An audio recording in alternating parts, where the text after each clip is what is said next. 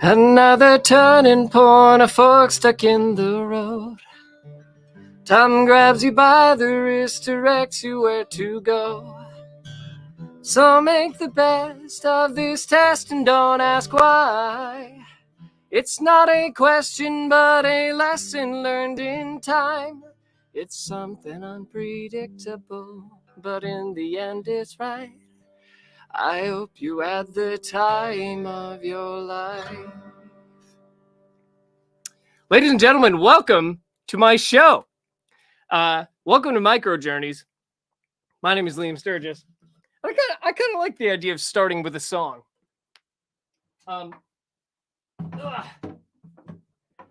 Welcome back.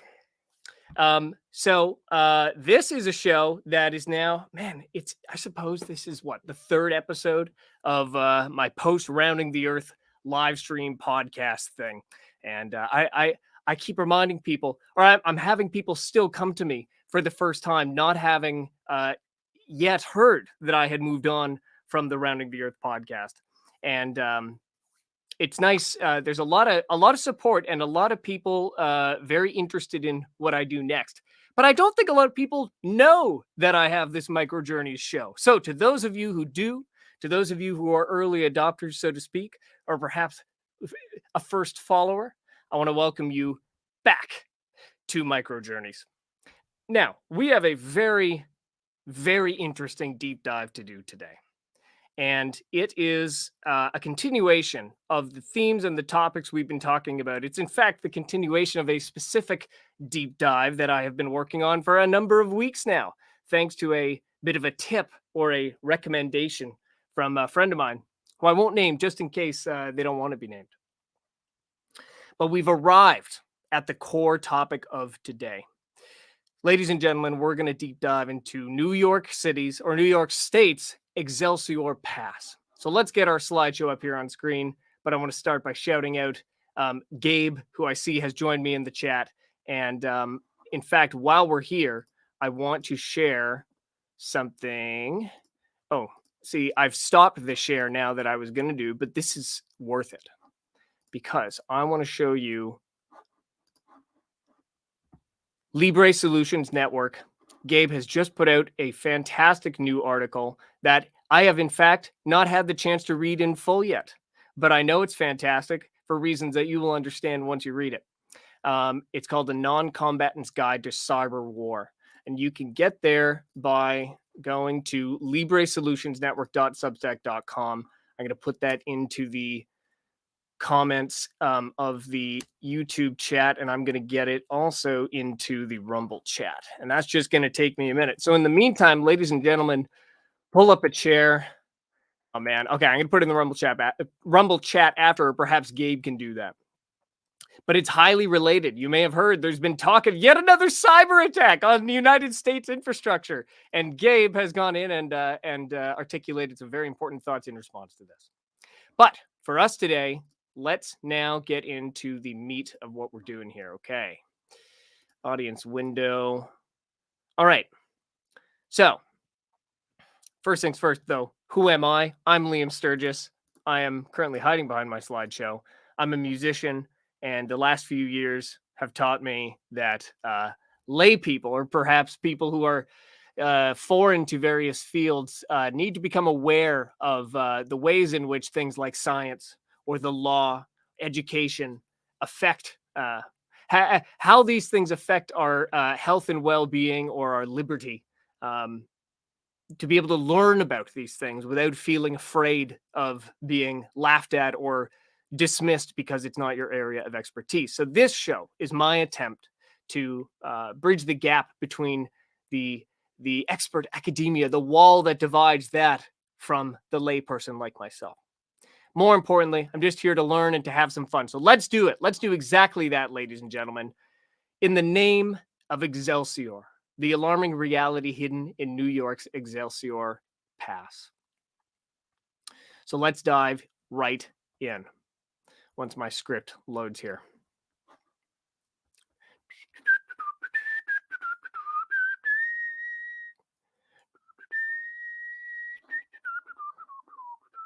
All right.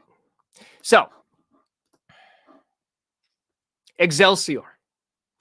Now, this is a word that I associate primarily with one of my childhood heroes, namely the late great Stan Lee. Now, throughout his tenure as a writer and eventual editor-in-chief of Marvel Comics, Stan Lee introduced the world to such superheroes as Spider-Man, Iron Man, and the X-Men. Now, superheroes had already been around in comic books for several decades and in various forms, probably longer than just decades. But they were popularized in the United States during World War II as a way to bolster spirits while young men fought the Nazis, fascist Italy, and Imperial Japan overseas. Superman's bulletproof skin and Swiss Army knife of superpowers. Captain America's flag-waving patriotism. Wonder Woman's suave feminine force. These images remain seared into history as examples of humanity at its maximum potential. Adolf Hitler never stood a chance so long as Americans aspired to this standard of hero, a standard of perfection. But Stan Lee had a vision for a different kind of hero. Rather than limiting himself to invincible aliens or uber-rich techies dressed in batsuits, Stan Lee told stories of a teenager whose uncle was killed because of his own arrogance. Stories of a man whose failure to manage his anger put every person and building around him at risk. Of a whole class of people segregated and oppressed because they were genetically different. Yes, Stan Lee brought to the world stories of characters that you and I can relate to. Now, not strictly in the details of their backstory. I have not myself had acid fall into my eyes, rendering me blind. But rather in their journey of coming to terms with their demons and finding a way to become a force of good in spite of them. Supermen don't have problems, but a kid from Queens does. Excelsior! And that word, that was Stan Lee's catchphrase. And for good reason. In his words, Excelsior means upward and onward to greater glory. Other sources define it as meaning loftier, yet higher, more elevated, ever upward. To surpass, to excel. Lee's vision was one where all people, no matter who you are or where you're from, can reach ever higher and achieve ever more. Now, Excelsior is also the official motto of the state of New York. Now, I can't help but wonder what this New York legend would have thought about how the last few years have gone for the people in the streets that he used to roam. Now, Excelsior was also the name given to New York State's COVID-19 vaccine passport system. It was officially described as a secure digital proof of COVID-19 vaccination or negative test results. Former New York Governor Andrew Cuomo first discussed plans around what would become the Excelsior Pass during his 2021 State of the State address on January 10th, 2021. The vaccine will end the COVID-19 crisis, Cuomo stated. We must vaccinate 70 to 90% of our 20 million New Yorkers. We must also learn the glaring and costly lessons of America's failed public health system, so we are better prepared for the next time. And as we all now should realize, there will be a next time. End quote. After turning to other topics, such as the state's transition to green energy, Cuomo returned to the COVID vaccine, dramatically increasing his apparent uptake target. He said, most pressing for the immediate future, we must vaccinate all New Yorkers. So then, on March 2nd, 2021, Cuomo announced the launch of a pilot program to test out the new rapid test and vaccine passport system at Madison Square Garden and Barclays Center. The app was then officially launched to the wider public on March 26, 2021.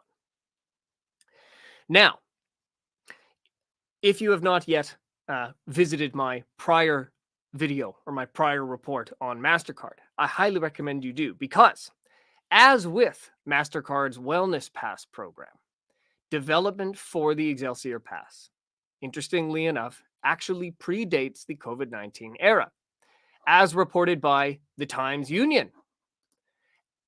New York's expanding contract with the two firms actually began before the pandemic in September 2019. The broadly worded agreement covered work transforming or re-engineering government business models and operations.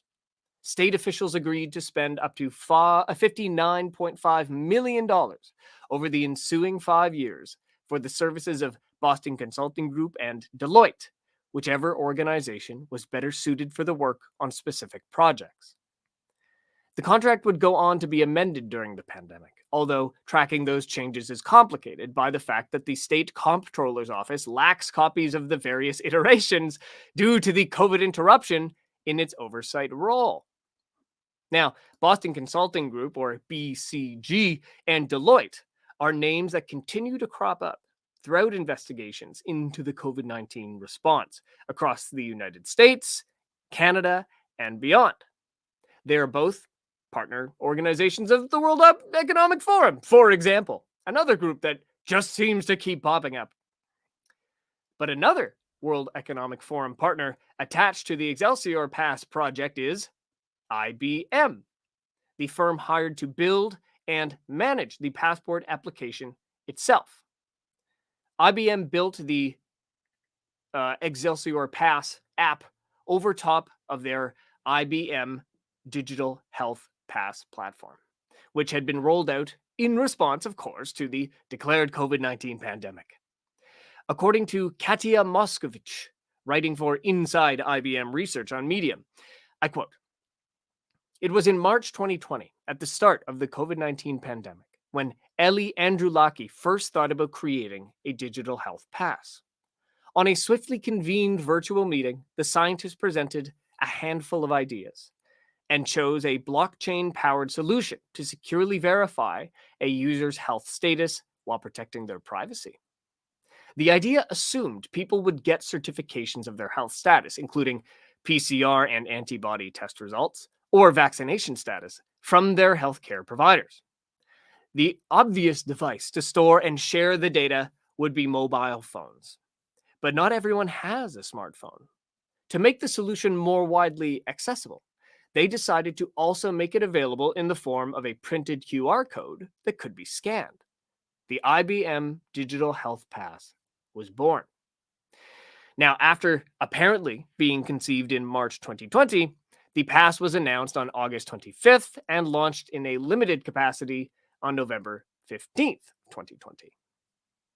However, a July 21st, 2021 article published in Quartz pushes the developmental timeline of IBM's Health Pass back even earlier. I quote, "Greg Land, IBM's travel and transportation expert, believes the growing adoption of app-based health passes will energize initiatives to digitize all travel credentials, which may one day make passport booklets obsolete." Even before the pandemic, we were starting to see long lines at airports and other venues, and it made us think that we just have to find a way to take that digital transformation to the next level, Land explains.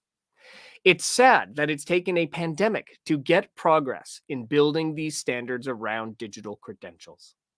But I think that we're going through right now, what we're going through right now, especially with airlines and other travel companies, is helping us realize the benefit of moving to digital IDs, like passports or driver's licenses.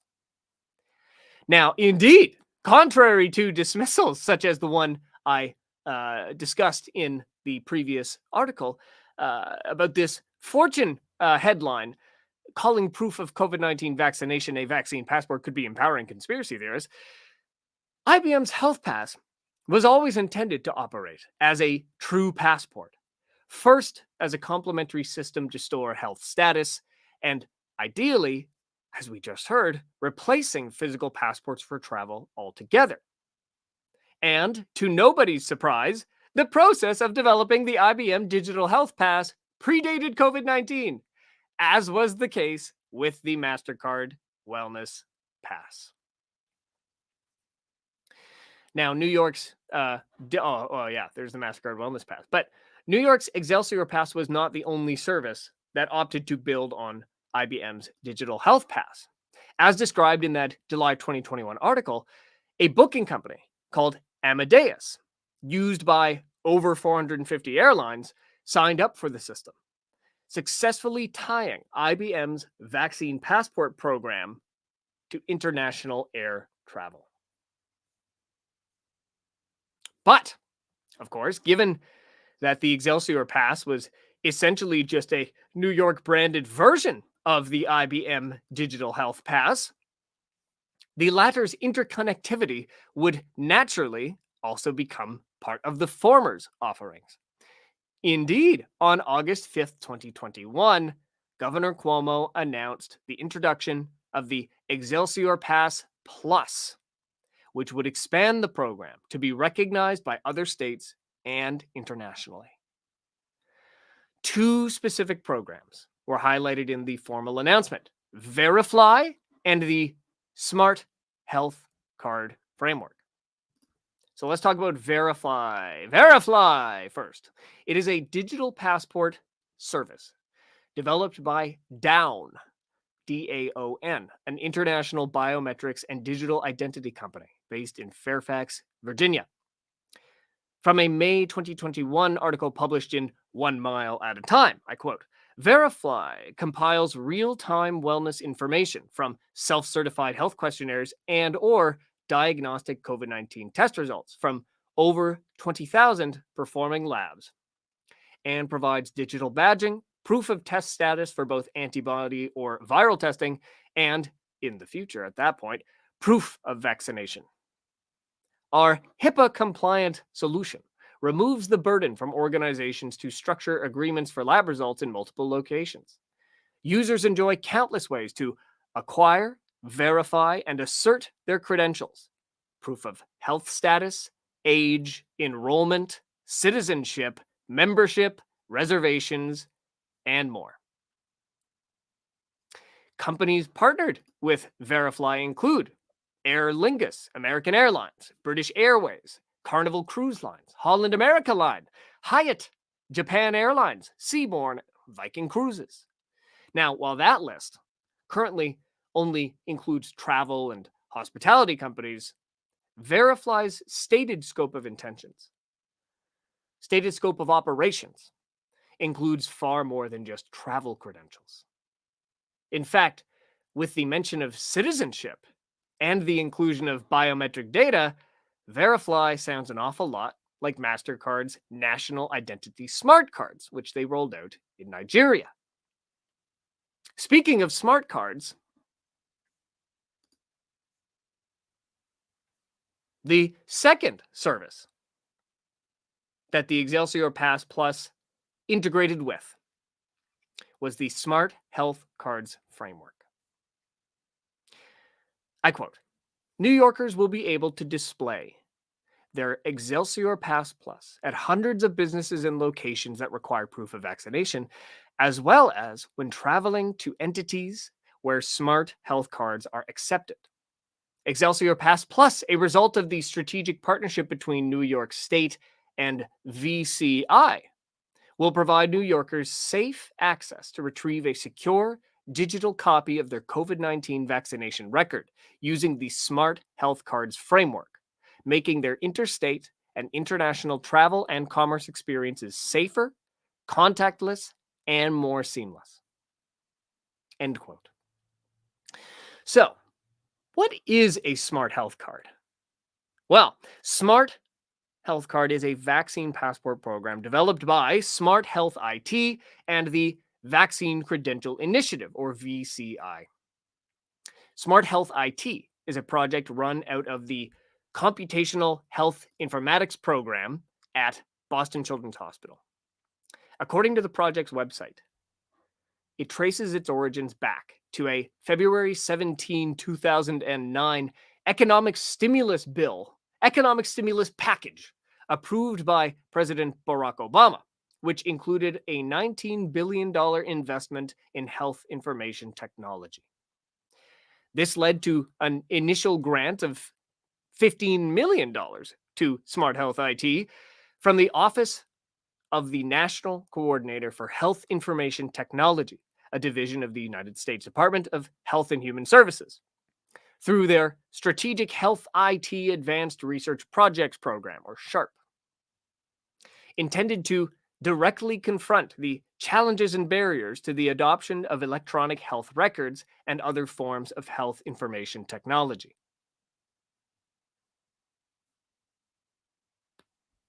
Now, here's a timeline that Smart Health IT posts on their website. In 2013, as you can see circled on the screen, the SMART team joined the effort to develop the Fast Healthcare Interoperability Resources, or FHAR standard, a standard for exchanging healthcare information electronically, incubated by a nonprofit organization called Health Level 7 International, which you can shorten to HL7. Development of FHIR began the year prior, in 2012, quote, in response to market needs for faster, easier, and better methods to exchange the rapidly growing amount of health data. Smart Health IT's website describes FHIR as a standard to enable push-button population health. Though I note the use of the word market, created in response to the market need. Very interesting. Now, what is HL7 International? Well, it's a nonprofit organization based in the United States. And who participates? Well, notable member organizations include the American Heart Association, the American Immunization Registry Association, Deloitte, as mentioned earlier, IBM, as also mentioned earlier, Merck, Microsoft, the National Cancer Institute, which is part of the National Institutes of Health. We have the National Institute of Standards and Technology, or NIST, the Pharmaceutical and Medical Devices Agency, which is Japan's equivalent to the FDA, and the United States Social Security Administration, as well as many other state-level health agencies. HL7 further discloses a bunch of benefactor-level members, which I understand to mean funding participants. And that list includes the American Medical Association, the U.S. Centers for Disease Control and Prevention, or the CDC. You've got pharmaceutical giant Eli Lilly, the European Medicines Agency, the Food and Drug Administration, GlaxoSmithKline, Google, Lockheed Martin, the National Health Service in the UK, Novartis, the aforementioned Office of the National Coordinator for Health Information Technology, Oracle, Pfizer, Thomson Reuters, of all people, and the United States Department of Veterans Affairs, or the VA. Now, this is an eclectic, yet predictable blend of corporations and government agencies, creating a robust public-private partnership that spans pharmaceutical companies, mass media, military contractors, big tech, and regulatory agencies. Now, this is where it gets really interesting. On the Smart Health IT website, they describe working alongside HL7 International. The Smart Health IT team successfully lobbied both the United States Congress and the Department of Health and Human Services to pass the 21st Century CARES Act in 2016. You may or may not be familiar with this bill. What it did, in part, it instructed the Office of the National Coordinator for Health Information Technology to develop and introduce a number of standards to facilitate the secure exchange of health information between networks. This is an infographic I found showing some of the goals of the legislation. Let's see. So they're saying on the research side, remove barriers to research collaboration, invest in, what is that, science, technology, engineering, and medicine, I think, education, or STEM, provide new incentives for the development of rare drug diseases, getting treatments to patients more quickly, keeping jobs here at home, so on, so forth. But we're going to go in and actually look at what the 21st Century Cares Act did, in addition to the one we just mentioned. So, additional actions ordered to be taken as a part of the 21st Century Cares Act included funding the Precision Medicine Initiative to accelerate development of genetic medicines. Also funded the BRAIN Initiative, which stands for the Brain Research through Advancing Innovative Neurotechnologies, which was a continuation of sorts of the Human Genome Project. Now, a man associated with both of them, but specifically a man who co-initiated the BRAIN Initiative, is George Church, whose research into genetics, cloning, and gene editing was funded for several years by Jeffrey Epstein, something he's had to address in public. He's also trying to resurrect the woolly mammoth at the moment through colossal biosciences. But now here's what we're going to do, ladies and gentlemen. We're going to go through a series of points. There's probably 12 to 15 of them we're going to go through, different sections of the 21st Century Cures Act. And I'm going to quote them directly so as not to misinterpret or misrepresent what they say. Now, of course, I'm not a lawyer. I'm not a pharmaceutical regulatory expert. Thankfully, I have friends who are, and I was able to ask a couple questions, and we'll get to that as they come up. But we're going to go now one by one through and see what some of these sections say. So let's start with section 2034, HHS and the NIH.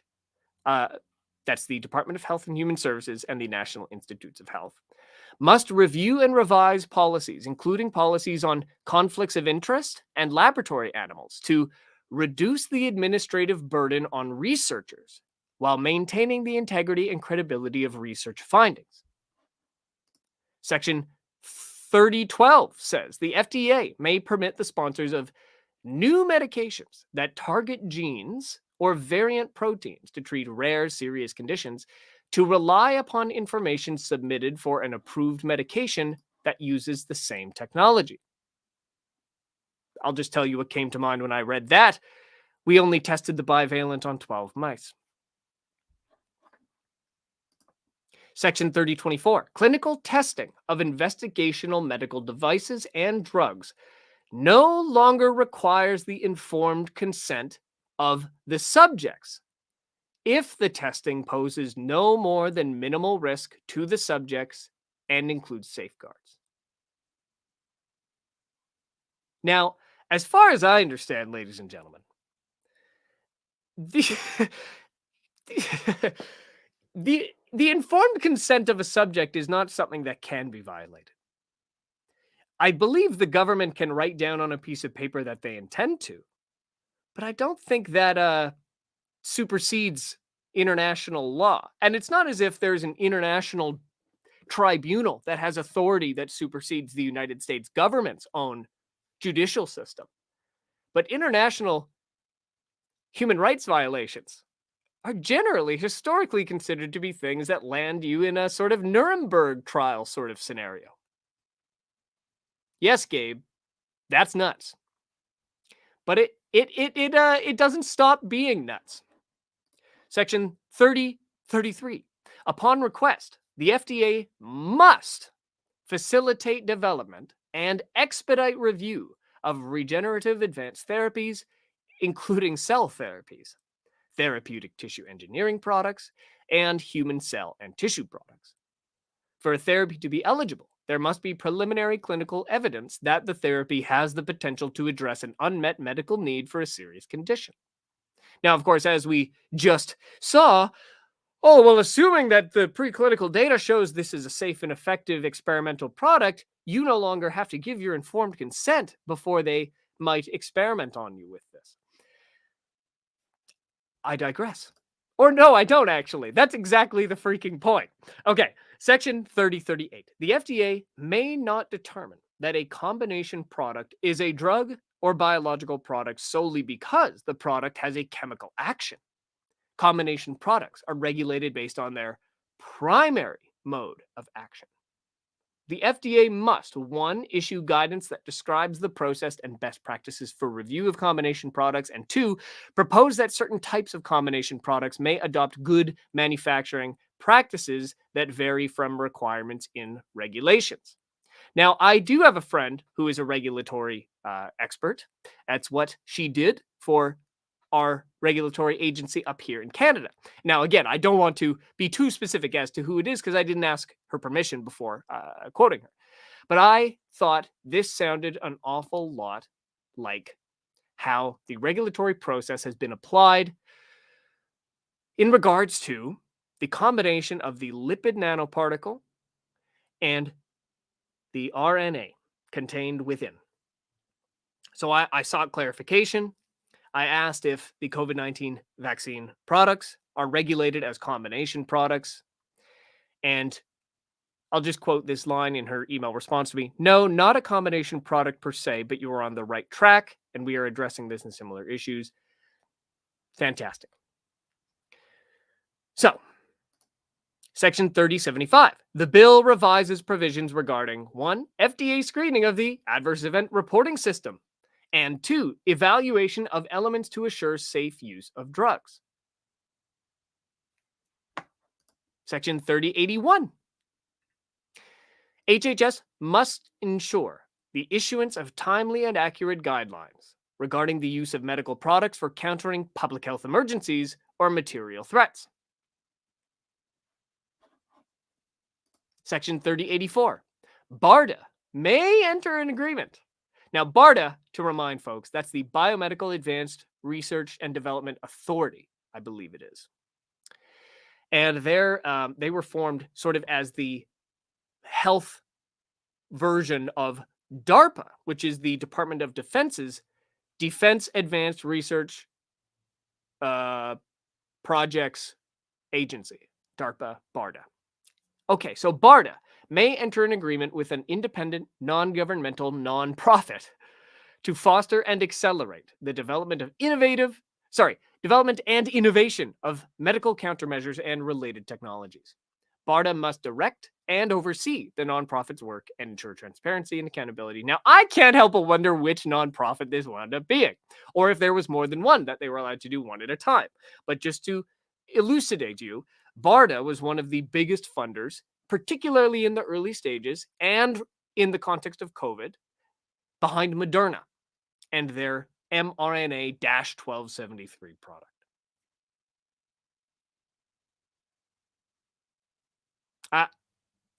I will not speculate as to what nonprofit this wound up applying to. Section, 3085. BARDA's procurement of medical countermeasures no longer requires presidential approval or an agreement between HHS and the Department of Homeland Security. Now, keep in mind, this was signed in 2016. Now, I don't recall the month off the top of my head, but this was shortly before the election of President Donald Trump. It was November of 2016 that he was elected. I believe this was in the springtime that the 21st Century Cures Act was signed. And I just want you to note the timing of Congress successfully, with the lobbying of this Smart Health Framework Group, removed the authority of the president to oversee this, or at a minimum, remove the requirement that the president sign off on it. Remember, though, that BARDA, as a part of the Department of Health and Human Services and the Department of Homeland Security, are all part of the executive branch of the United States federal government, of which the President of the United States is in charge. So this is simply interesting. I also want to point out that no longer do these two government departments need to agree within the executive branch. Very interesting.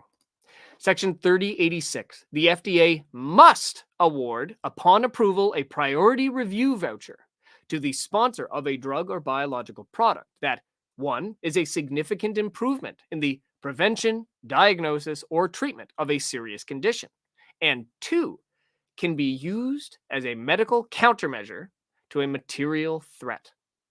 The transferable voucher entitles the holder to have an application for a new medication acted upon by the FDA within 6 months. The FDA may not issue vouchers after fiscal year 2023. Now, I just find that prescient. What has happened in 2023? Well, let's see. The end, as far as the WHO is concerned, of the public health emergency of international concern as it relates to COVID. What else? Well, really, sort of the total, almost total rundown of all of the COVID vaccine campaigns. It's all very quiet now. Whereas before, 3 months ago, I was still seeing every other bus stop with an ad in pink and yellow with some local doctor saying kids should take this, it's safe and effective. It's almost as if for some, I will say it's prescient. It's strange how precise a forecast in terms of the time in which this voucher system for expedited review by the FDA, which must be awarded, of course, to a medical countermeasure to a material threat. But we'll be all wrapped up by 2023. Don't worry. Just seems odd to me. Section 3091, the Advisory Committee on Immunization Practices, or ACIP, must consider the use of newly licensed vaccines at each regularly scheduled meeting, and 2, make timely recommendations for vaccines designated as breakthrough therapies and vaccines that could be used in a public health emergency. Section 3093, HHS must 1. Report on ways to promote innovation in the development of vaccines. I can tell you they did that. And 2. Revise the vaccine injury table to include information on vaccines recommended by the CDC for pregnant women. A mother and child are individually considered for compensation for a vaccine injury from a vaccine administered during pregnancy. It's almost as if it was around this time it started to become acceptable to give experimental vaccines to pregnant women. It was also around this time that the Zika virus was going around, and Zika vaccines were under development, including by none other than Dr. Robert Malone. Section 4001. This bill amends the Health Information Technology for Economic and Clinical Health Act to require HHS to establish a goal, develop a strategy, and make recommendations to reduce regulatory or administrative burdens relating to the use of electronic health records. Section 4002. This bill requires developments of health IT for their health IT to be certified to meet certain requirements, including that the developer not engage in information blocking, which is preventing, discouraging, or interfering with the access, exchange, or use of information. This is in the context of health technology, meaning if I'm American, my health information, whosoever holds the certified health IT system that holds my health information, if I'm American, cannot prevent, discourage, or interfere with the access, exchange, or use of information. I'm sure that's elaborated on somewhere else that explains away why that sounds like an invasion of privacy. Section 5009. The bill reduces funding for the Prevention and Public Health Fund for the fiscal year 2018 through 2024. That probably would have been a great time to not have had that funding reduced, wouldn't you say? And last but not least, ladies and gentlemen, Section 5010. The Department of Energy must sell crude oil from the Strategic Petroleum Reserve. The bill reduces the minimum amount of oil that must be kept in the reserve under certain circumstances that allow for a drawdown. Why is this in this bill? Everything else at least seemed to have something to do with the topic. But why is the Department of Energy in this health bill being instructed to sell crude oil? They must sell. and reduce the minimum amount held. Now, I'm sure it has to do with funding, right? They sell that, raise the funds to, I guess, move the funds into something. Certainly not the public health fund. But as far as I understand it, in the administration that followed the Obama administration, ergo the Trump administration, the Strategic National Reserve was built up. It was increased. Petroleum was added to it.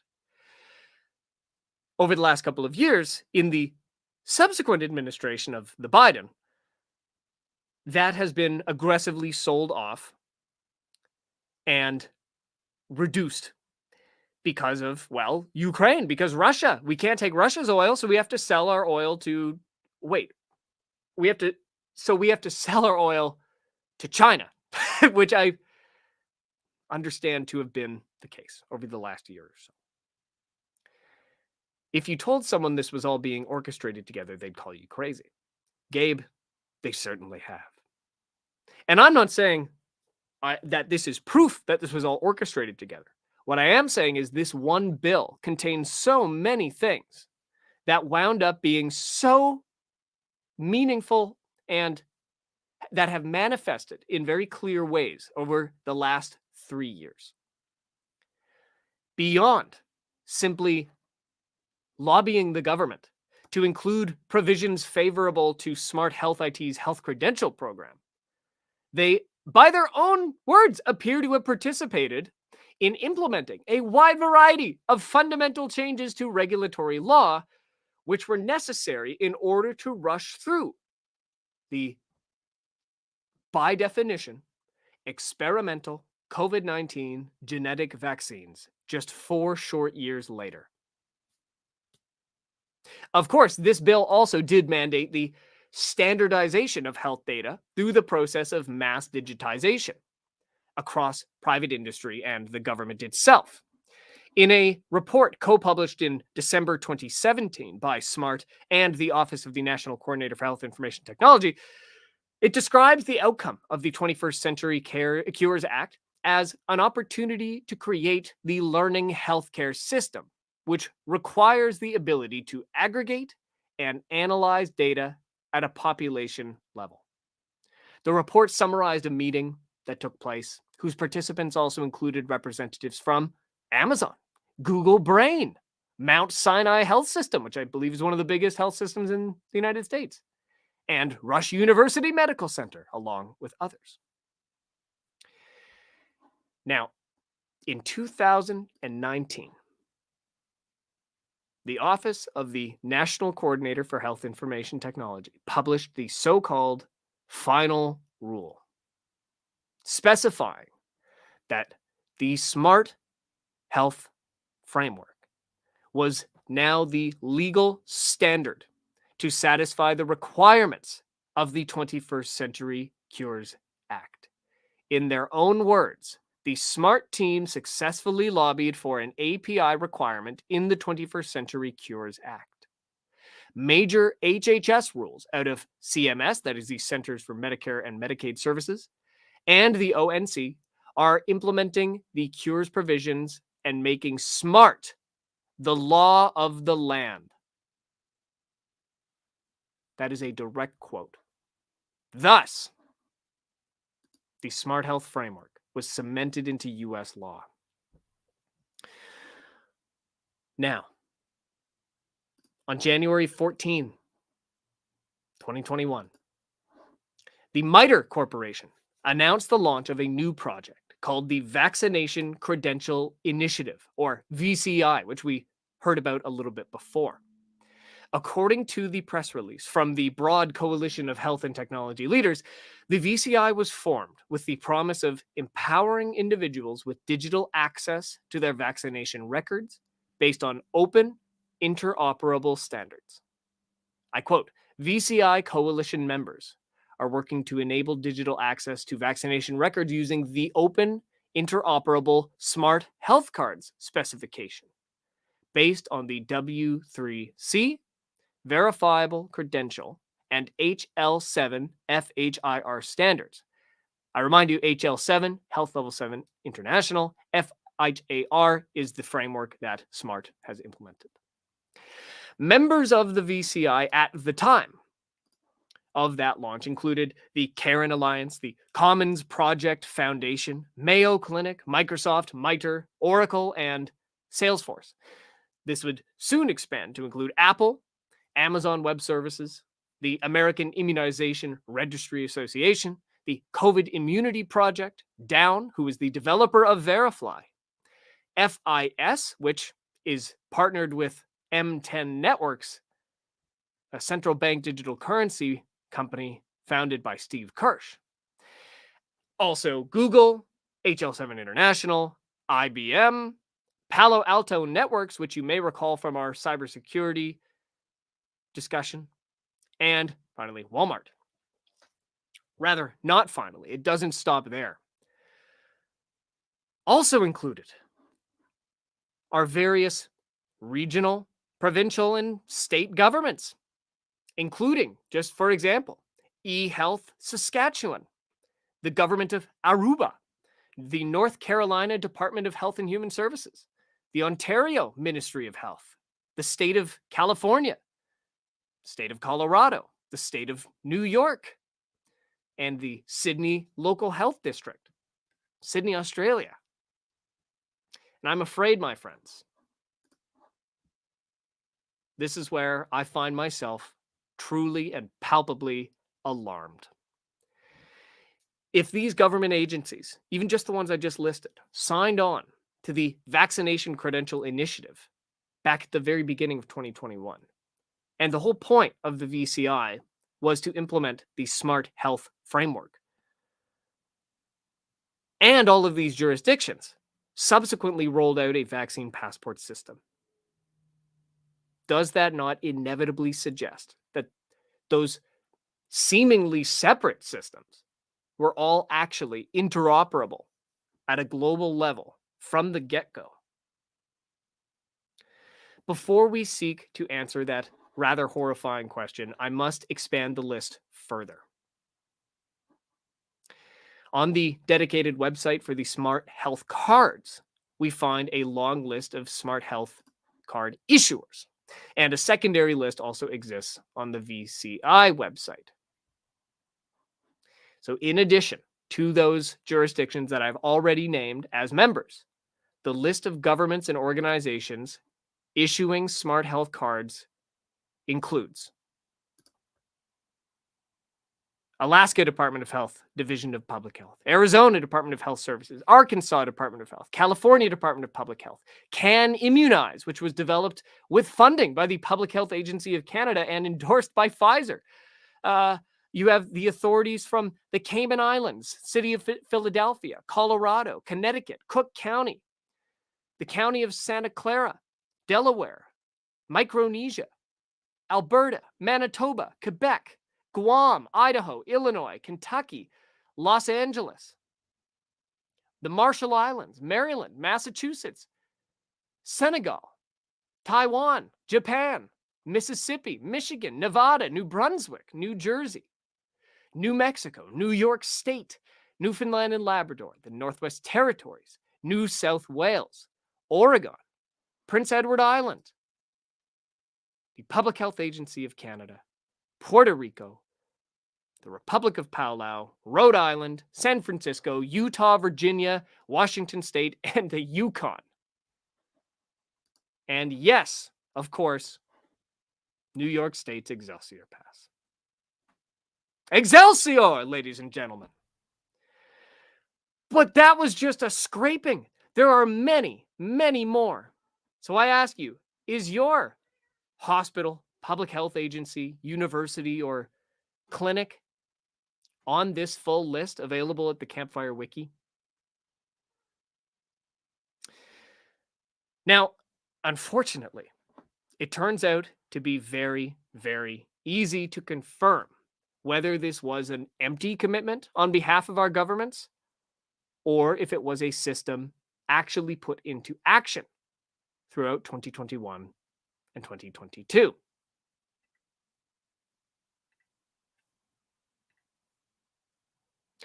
When we visit the webpage for eHealth Saskatchewan, their page titled COVID-19 Vaccination Records, one finds this pair of images.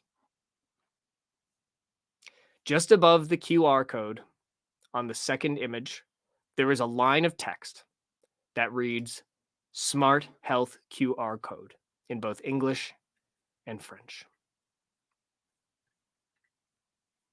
Further down that same page, you have an example of the printed copy. This is the paper version of that Smart Health card, complete with logos of the province of Saskatchewan and the government of Canada.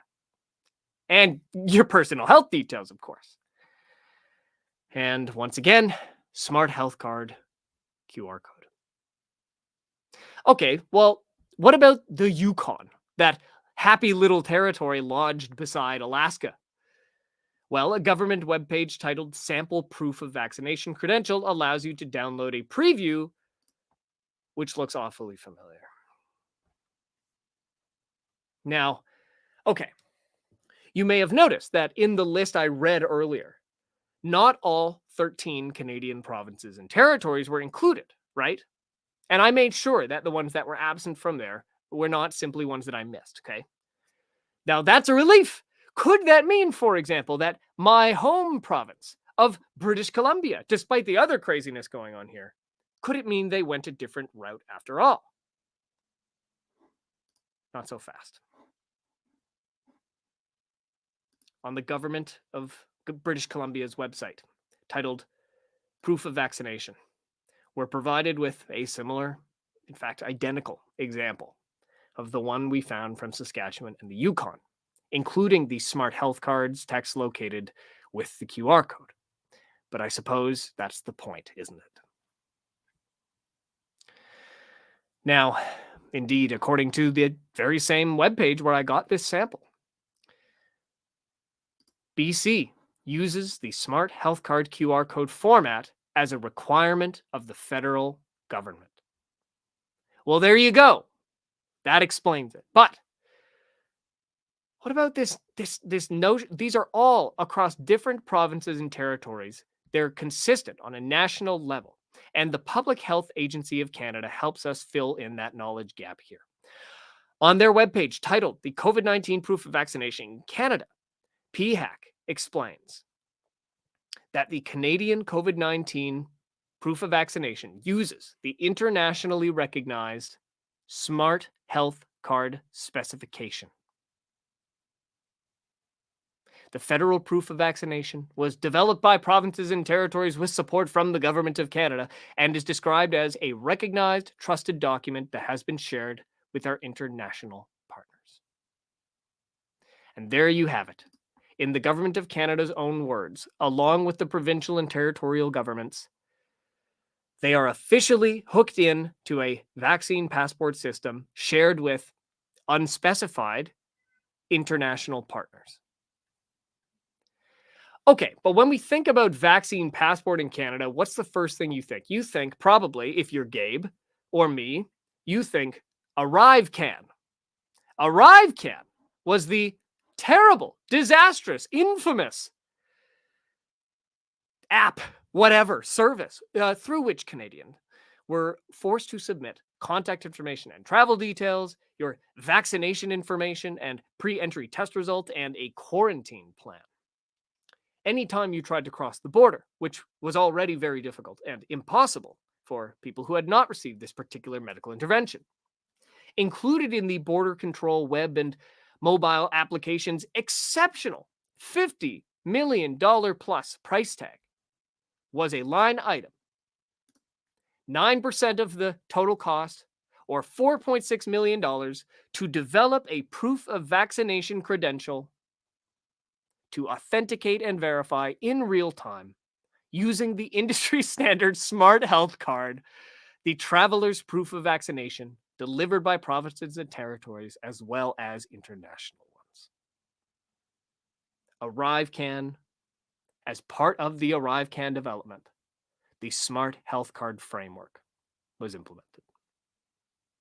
And there you have it, one and the same.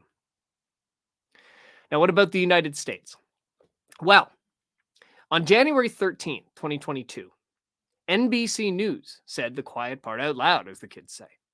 As written by author David Ingram, I quote, Whether they realize it or not, about 200 million people in the United States now likely have access to a COVID-19 digital vaccine card.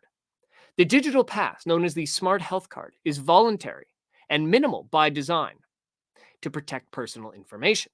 It has a person's name, date of birth, and the dates and brands of vaccination doses, all contained within a type of scannable barcode known as a QR code. And after a relatively quiet start, it has built momentum in recent months as more states and companies have signed on, making it something of a de facto national digital vaccine card. Rather than a single app, the Smart Health Card is an open source computer code that anyone can use to ping a verified source of health data and produce the unique QR code. The digital cards are now widely available from more than 400 sources, including states, pharmacies, and healthcare organizations. Within the article, Ingram calls back to a previous story of his, titled Paper Beats App. Vaccine verification will likely to be proven offline. Here's why. Now, at the time of the publication of that article on December 10th, 2020, all sorts of folks seemed much more than skeptical of the notion that a digital application would be realistic, stating that the realities of medical records, privacy concerns, and the virus itself means the efforts to build vaccine passport apps are unlikely to succeed in the coming months. Ingram cited statements made by a number of representatives from groups interested in vaccine credentials, both in general and specific to COVID-19. Let's look at a few of them. So, Rebecca Coyle, executive director of the American Immunization Registry Association, said at the time that digital COVID-19 certificates were something that almost no one can focus on right now.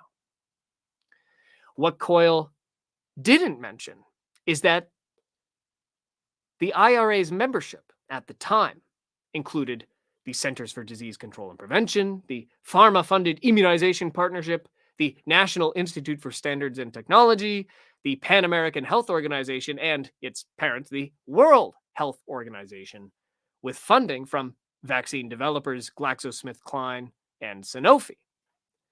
And very shortly after, they would go on to receive additional funding from Amazon, IBM, the Vaccination Credentials Initiative itself, in fact.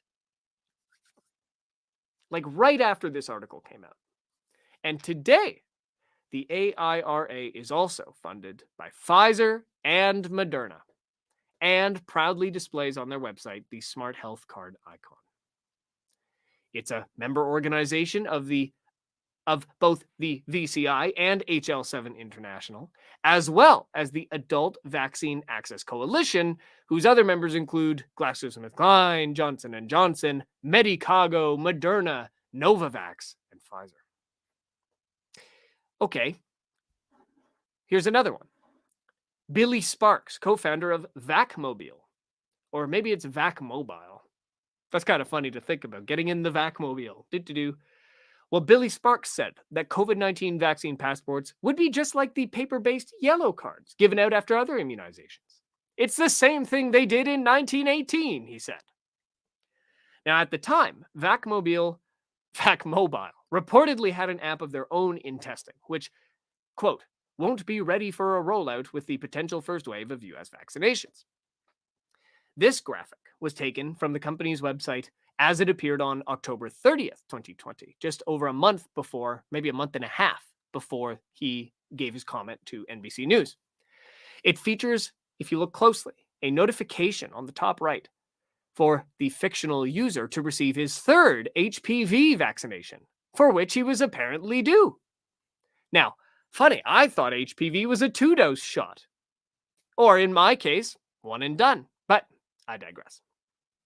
What was not included in the NBC News article is a mention of Sparks' background as a United States Army military intelligence officer.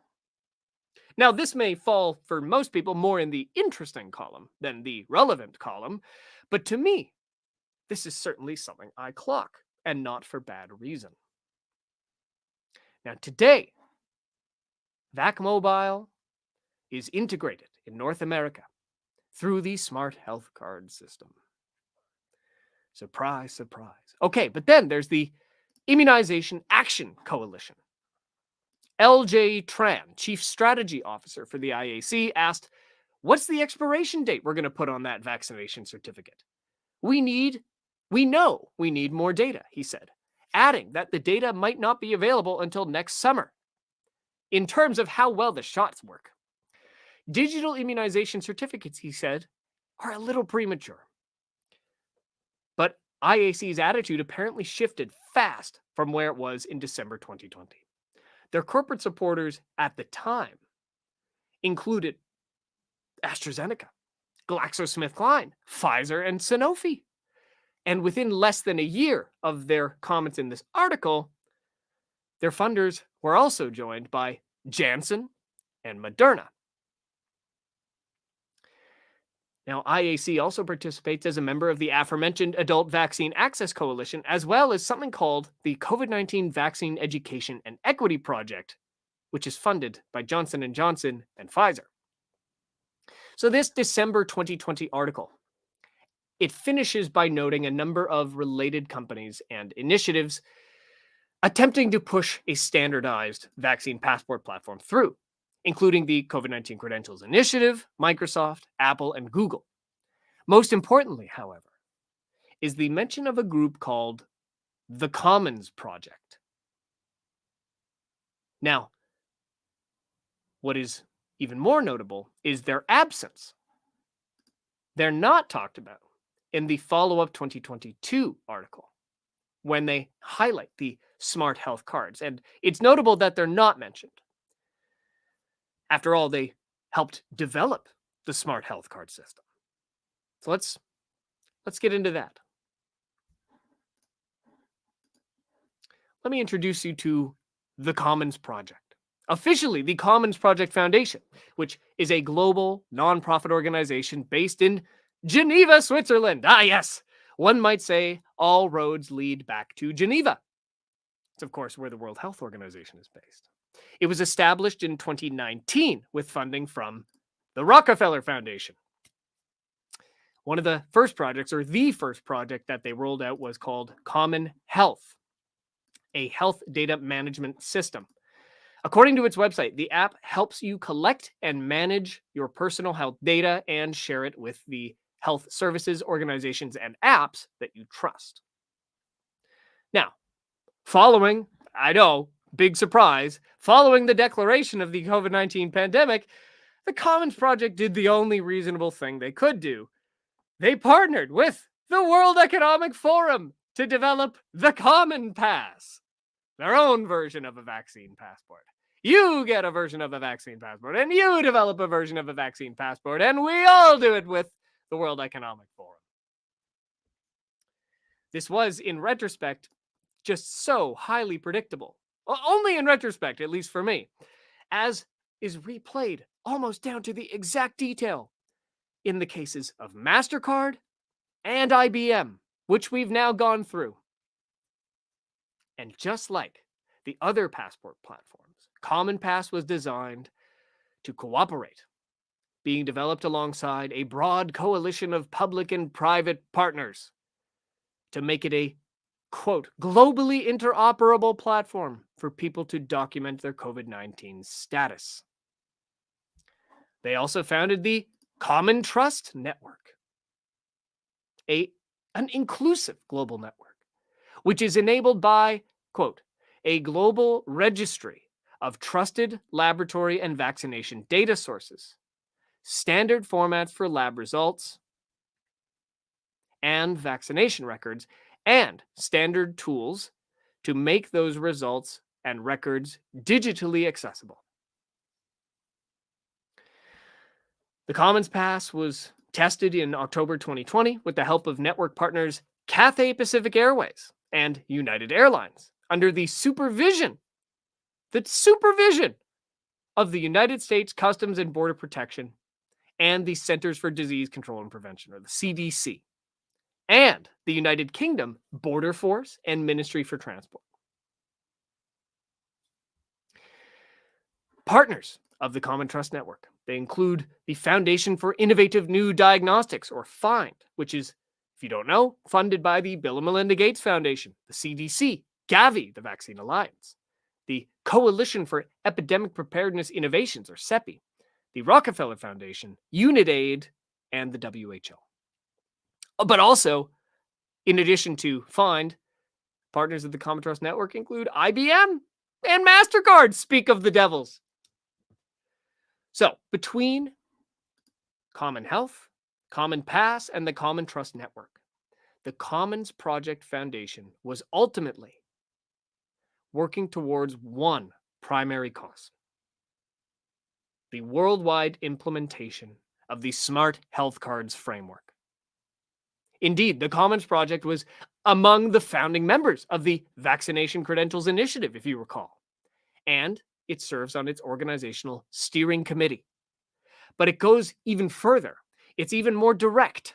J.P. Pollack, who is co-founder and chief architect of the Commons Project, directly contributed to the development team, building the Smart Health Cards as a co-lead of the Vaccination Credentials Initiative.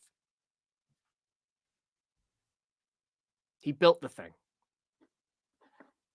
And operationally, the Commons Project website seems to indicate, if I'm reading it correctly, that the Smart Verifier app actually interfaces with that aforementioned registry of the Common Trust Network. If the issuing agency is not approved by the Common Trust Network, the Verifier app, it won't necessarily reject your verification, but it will return with a warning that the issue is not recognized. I quote, "Common Trust Network verified means that the Smart Health Card was actually issued by the listed issuer. For example, Walmart or the state of California. It also means that the issuer is an authorized test or vaccination provider, or a government-operated registry of health information that is in the Common Trust Registry."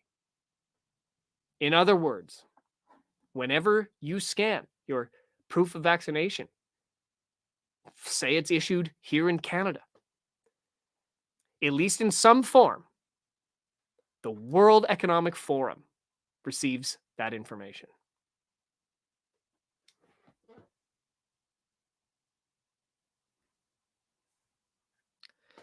So look, it's important to reiterate that while we're discussing the Excelsior Pass, IBM's Digital Health Pass, and MasterCard's Wellness Pass, or ArriveCan, the Common Pass, or the Smart Health Cards, while we're discussing all of those in the context of vaccine passports, it is painfully clear that this infrastructure has been developed for years in order to support the digital transition of all types of credential, health information, finance, and government documentation.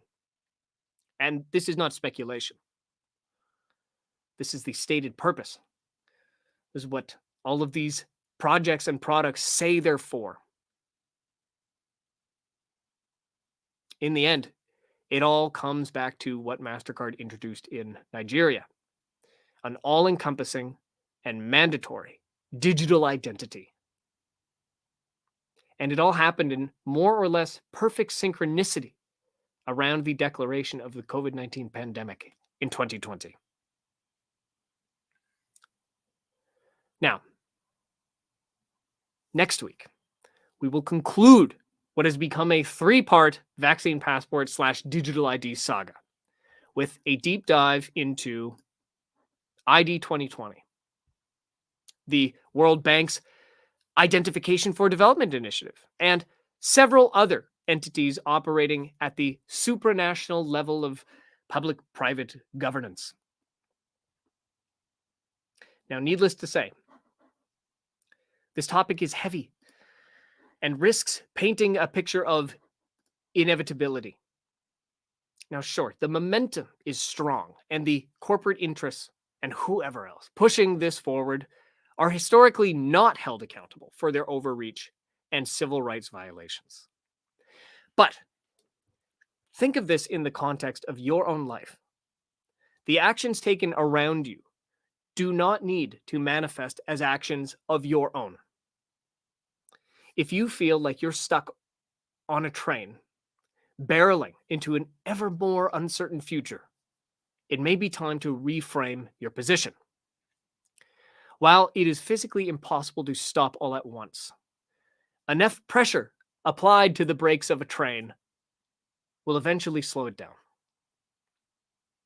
But in the context of vaccine passports or proof of vaccination, each person who complies with the system seals the fate of his or her friends or family, even more every time. Without knowing it, each passing act of compliance further hammers in the nails of our collective future in shackles. If everything goes digital, there's a button that can turn it off at the worst possible time. In New York City, as I understand it, the Excelsior Pass and its associated proof of vaccination policies wound up rather predictably discriminating primarily against Black and Latino Americans. It was Black and Latino Americans who, as a matter of numbers, were the most likely to be denied access to really basic stuff, to be segregated, to be forced to eat on the other side of the restaurant.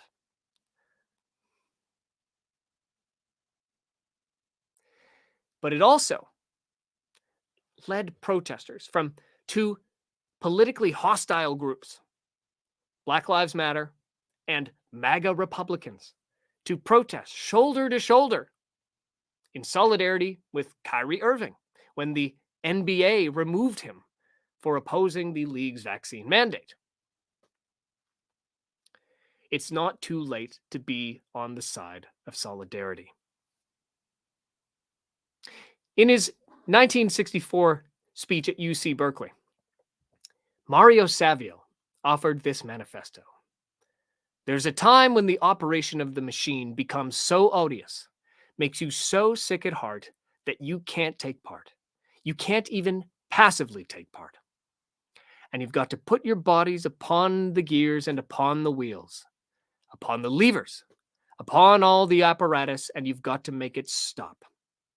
And you've got to indicate to the people that run it, to the people who own it, that unless you're free, the machine will be prevented from working at all. Now, ladies and gentlemen, before I play us out today, with a song that this guy's speech has really sort of got me fired up in wanting to share, I'm going to try something new. I'm going to go over to liamsturgess.locals.com, and I get 4 live streams a month over there.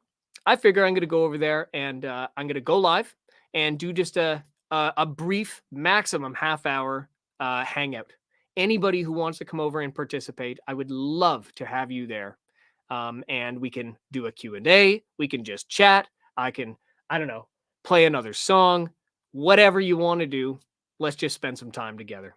So once again, liamsturgess.locals.com. If you want to get in, I'll make sure you get in. And thank you very much. Like I said, the song that came to mind as I was finishing up this piece was one that I worked on called Breakout with a producer named Vozon. And keep in mind, this was at a time where I wrote the lyrics when I agreed with the notion that elected officials, perhaps even all the way up to the president, were responsible for all sorts of people dying because they didn't lock down hard enough. And it's interesting listening back and feeling as though the same lyrics apply, but in a bit of a different direction. So I hope you guys enjoy Breakout, and I will see you over at liamsturgess.locals.com, and we'll see if we can do a quick post-show hangout. And I will see you again next week.